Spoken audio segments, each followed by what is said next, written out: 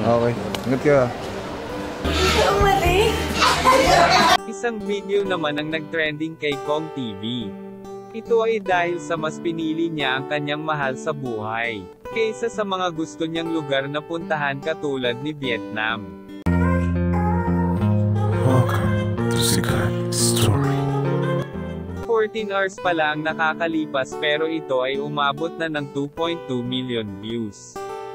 Ito ay dahil sa mas pinili niya ang kanyang mahal sa buhay, kaysa sa mga gusto niyang lugar na puntahan katulad ni Vietnam.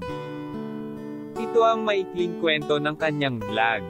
May try nang malaman ni Kong TV na may laban Team Payaman sa Vietnam. Kaya dali-dali siyang nagpaalam kay V. Hinayagan siya kaso nawawala ang kanyang passport. Ramdam kay Kong ang pagka-excited na makasama.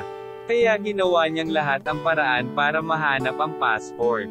Lumipas ang ilang oras ng paghahanap ay nakita ng nanay niya ang passport sa kanilang bahay. Matapos mag-polem ay dali-dali na siyang nag-impake ng gamit. At nung nasa airport na nga siya papunta na sa airplane ay bumalik ito at sinabing, "Kaya nyo yan, dalhin nyo ang Team Payaman dyan sa Vietnam."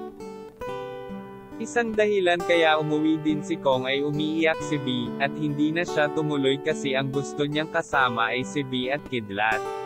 Napakaswerte ni V Cortez dahil meron siyang Kong TV na kayang gawin ang lahat.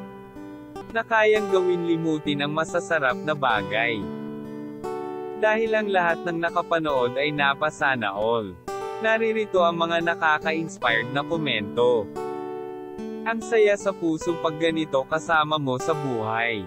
Sana marami pang Kong na mas naiisip ang mas importanteng bagay na makasama ang mga totoong nagpapasaya sa buhay niya.